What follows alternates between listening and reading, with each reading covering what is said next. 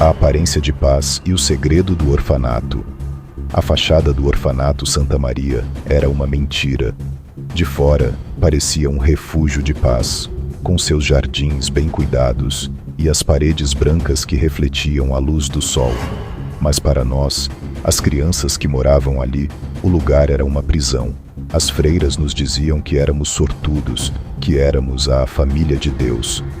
Mas nós sabíamos a verdade. O orfanato não era um lar, mas um lugar de escuridão. E a escuridão tinha um nome: Irmã Agnes. Ela era a encarnação do mal. Sua face envelhecida e pálida era coberta por um véu, mas seus olhos, de um cinza gélido, nos perseguiam. Ela nunca gritava, apenas nos olhava com um olhar de desprezo, um olhar que nos dizia que não éramos nada. As outras freiras, as que realmente se importavam, tinham medo dela. E nós, as crianças, tínhamos medo de todos, porque sabíamos que no final, a irmã Agnes era a única que tinha o poder de nos punir. As punições que ela nos impunha não eram físicas, mas psicológicas. Ela nos humilhava, nos forçava a ficar de joelhos no milho, a rezar por horas, a comer a comida fria. No final, ela nos olhava com um sorriso de vitória, de satisfação. Ela se alimentava do nosso medo, do nosso desespero. Para ela nós éramos nada mais que almas perdidas, que ela iria salvar de sua maneira. Certa noite, eu e meu amigo fomos pegos tentando pegar um pedaço de pão. A irmã Agnes nos pegou e nos levou para a capela. Ela nos forçou a ficar de joelhos e nos fez repetir uma oração. Mas não era uma oração de Deus, mas de maldição. Ela nos olhou e disse: "Um dia, vocês se arrependerão de ter nascido." O medo nos paralisou, e nós sabíamos. A escuridão tinha um nome, e o nome dela era Irmã Agnes, a morte e o começo do inferno. Eu nunca tinha visto tanta alegria em um lugar tão triste. O alívio foi palpável, um peso que se desprendeu de todos nós ao mesmo tempo. A notícia se espalhou como fogo. A irmã Agnes estava morta. Encontraram-na em seu quarto. Uma morte silenciosa e misteriosa. Para o mundo, ela foi uma serva de Deus que partiu em paz. Para nós, foi a libertação de um monstro. Nós sorríamos em silêncio, trocando olhares de esperança, imaginando uma vida sem o seu olhar gélido e sem as suas punições cruéis. Mas a paz não durou. Na noite de sua morte, um pressentimento de que algo ruim estava por vir nos consumiu. A calma da noite foi substituída por um silêncio pesado e assustador. Eu acordei com um sussurro. Não era um sussurro comum, mas uma voz fria e cortante que ecoava nos corredores.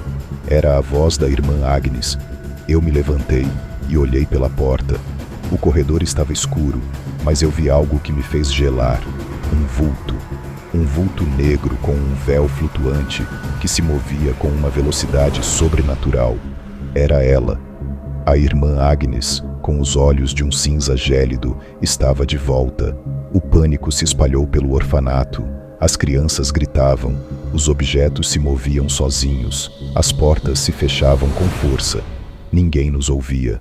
As outras freiras, as que não sabiam do mal que a irmã Agnes nos fazia, achavam que estávamos com medo do escuro ou da morte, mas nós sabíamos a verdade. O demônio do véu estava de volta. Eu me escondi embaixo da minha cama, tremendo de medo. Mas o terror não parou. Eu ouvi passos lentos, que se aproximavam do meu quarto. Eu ouvi a porta se abrir, e um ar frio e pesado me consumiu. Eu olhei pela fresta da cama e vi a figura da irmã Agnes. Ela não tinha um corpo. Ela era apenas uma sombra que me olhava com os seus olhos gélidos. Ela não disse nada, mas eu ouvi a sua voz em minha mente, uma voz que me fez gelar. Você não vai fugir. Você não vai escapar. Eu sou o seu medo. E eu vou te encontrar. A luz do meu quarto se apagou e o silêncio se tornou a única coisa que eu ouvia. Eu não gritei. Eu não chorei. Eu apenas tremi de medo e senti a certeza de que a morte Era a única coisa que me esperava. A vingança de uma alma morta. A presença da irmã Agnes era uma dor constante.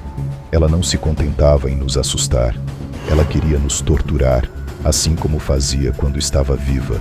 Seus ataques não eram mais apenas sussurros e vultos. Eles eram reais, físicos. Eram golpes de ódio que a gente sentia na alma. Os pesadelos começaram. Pesadelos onde eu era a única criança no orfanato. E a irmã Agnes me perseguia. Ela me forçava a ficar de joelhos e me torturava com a sua voz fria, dizendo que eu nunca seria amado, que eu era um erro. Eu acordava suando, com o coração batendo forte, sentindo que a dor do pesadelo era real. E o pior, eu sentia que ela estava ali, no meu quarto, me observando. O terror se espalhou por todas as crianças. Nós não dormíamos mais. Nos unimos, dormindo em um único quarto, em um único abraço de medo. Mas o medo não nos salvou. A freira nos atacava em nossos sonhos e em nossa realidade.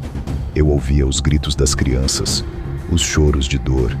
E o pior, a gente ouvia a sua voz. Uma voz que não era de um ser humano, mas de um demônio que se alimentava do nosso sofrimento. Uma noite, eu e minhas amigas resolvemos ir à capela para rezar. Nós acreditávamos que a fé nos salvaria, mas a entidade, em sua maldade, nos esperava.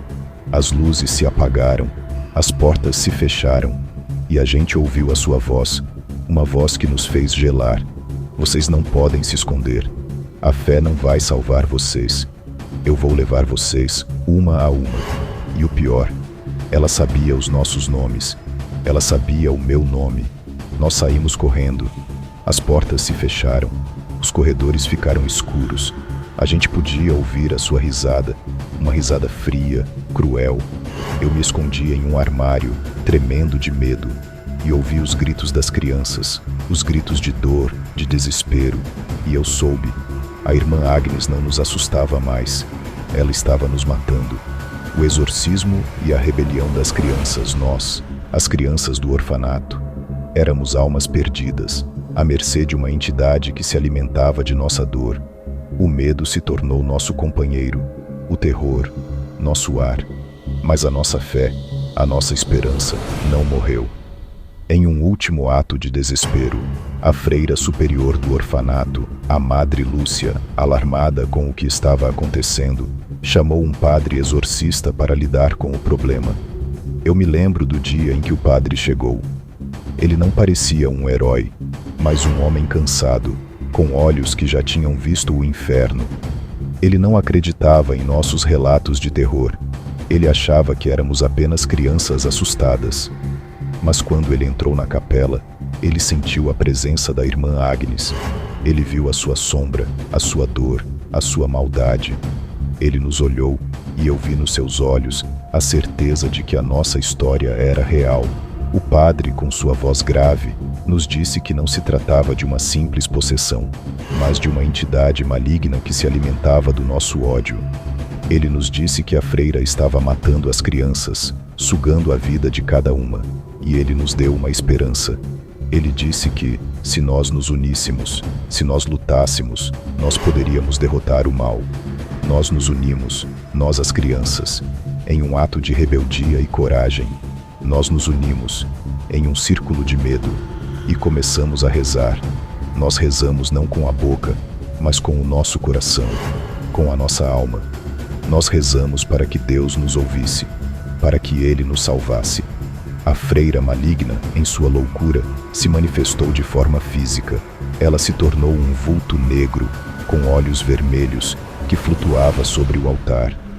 Vocês não podem me derrotar, ela berrou.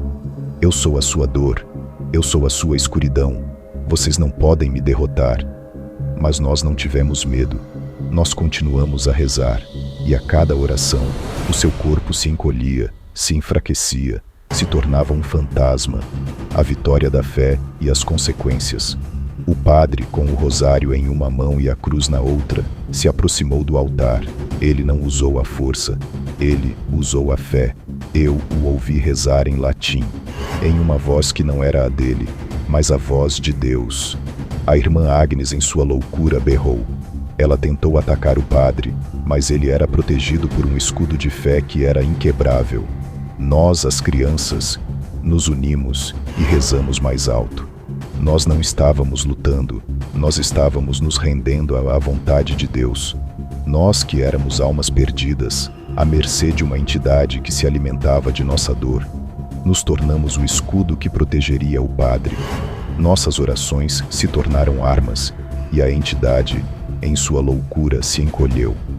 Ela se tornou um sussurro, e então um vulto, até que finalmente ela se dissolveu no ar. O exorcismo foi um sucesso. A alma da freira foi banida do orfanato, e a paz, pela primeira vez em muito tempo, se instalou em nossas vidas. O padre, exausto, caiu de joelhos. Nós nos aproximamos dele e o abraçamos. Ele não era mais um herói, mas um de nós, um homem quebrado pela fé, mas reconstruído pelo amor. No entanto, o relato termina com uma nota sombria. Algumas crianças não sobreviveram aos ataques. Elas não tiveram a chance de lutar. Elas se foram em silêncio, em seus sonhos, e o orfanato, que já era um lugar de dor, se tornou um lugar de luto. O lugar foi fechado. Nós que sobrevivemos fomos adotados, mas o trauma de ter vivido lá nos acompanha para sempre. A nossa inocência foi roubada, a nossa infância foi destruída e a nossa alma marcada para sempre. Eu não posso esquecer os gritos das crianças, os choros de dor. Eu não posso esquecer os seus olhos vazios, a sua alma perdida. E eu sei, o mal, uma vez que se enraiza, deixa cicatrizes que não podem ser curadas.